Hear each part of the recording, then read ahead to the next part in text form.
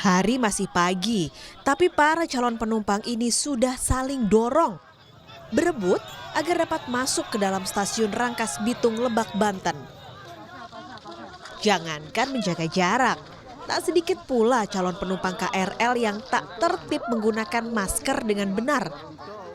Petugas berusaha menahan para calon penumpang dari pintu gerbang agar tidak terjadi penumpukan di dalam stasiun.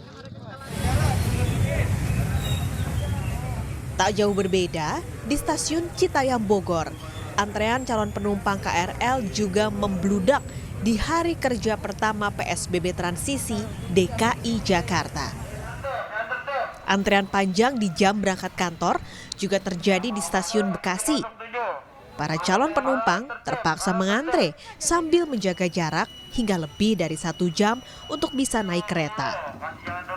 Ini banget ya, penuh banget ya. Jam-jam kerja kayak gini PSBB-nya kayaknya kurang ya. Jadi berkerumun atau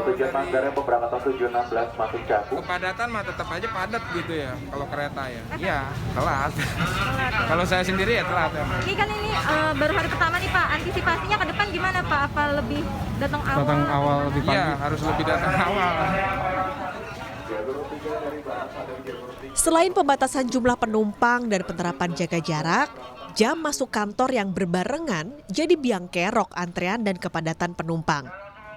Karena memang kita sangat membatasi masuk ke KRL dengan 74 penumpang, sehingga sebenarnya akan sangat efektif ketika kita bisa melayani pekerja yang polanya shifting. Tapi kalau misalkan semuanya masuk jam 8, hal-hal seperti ini akan terjadi lagi. Mengevaluasi hari pertama PSBB transisi DKI Jakarta, Wakil Gubernur DKI Jakarta Riza Patria meminta warga untuk menjaga diri saat berada dalam antrean di transportasi umum. Unit ketiga yang memang kami juga jujur sangat khawatir, yaitu bus, yaitu kereta, yaitu ojek, dan lain-lain tadi.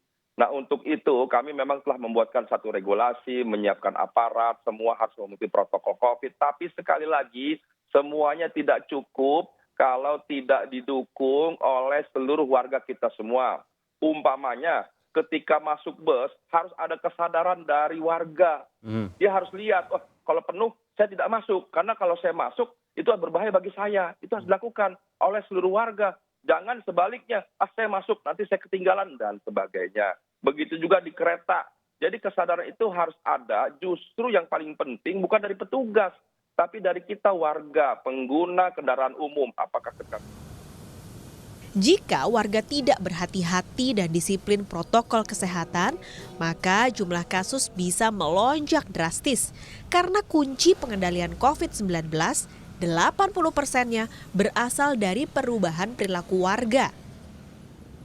Evaluasi pengaturan jam kerja juga dibutuhkan agar tidak terjadi kepadatan di transportasi umum.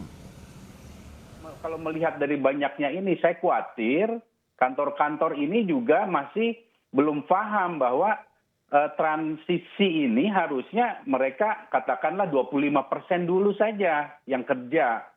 Jangan 50%. Jadi kalau melihat ini tampaknya seperti lebih ke arah normalnya ini, saya khawatir sekali ini. Satu saja yang di antara kerumunan tadi itu ternyata terpapar, dalam 10 siklus itu bisa menjadi 59.000. Ini hitungan di 10 siklus itu maksudnya apa? Amerika ya. 10 siklus penularan kan ini eksponensial ya. Iya. Nah, 10 jadi dari 1 ke 3 misalnya kalau di luar ya. Terus jadi 9 dan segala macam, ini hitungan sampai 59.000, dan ini hanya satu orang, hanya karena satu orang itu. Hanya satu orang. Jadi 10 tingkat kita ke harus atas. tahu bahwa ini kan 80% adalah asimptomatis. Dan ini harus disadarkan pada masyarakat bahwa tidak bergejala bukan tidak sakit. Para relawan dokter dan tenaga kesehatan penanganan COVID-19 juga khawatir akan peningkatan kasus setelah PSBB transisi ini berlaku. Masyarakat harus tetap waspada ya sama resiko akan ada penambahan jumlah pasien kalau misalnya masyarakat tidak berhati-hati dengan adanya PSBB new normal ini. Yang penting adalah masyarakat jangan pernah menganggap bahwa ini sesuatu hal yang biasa. Karena nantinya ketika masyarakat sudah menimbulkan ini hal biasa, maka protokol kesehatan mulai sedikit demi sedikit akan ditinggalkan. Itu yang dikhawatirkan. Masa PSBB transisi bukan berarti masyarakat bisa lepas dari kedisiplinan berperilaku sehat. Pasalnya, pandemi corona masih jauh dari berakhir. Tim Liputan, Kompas TV.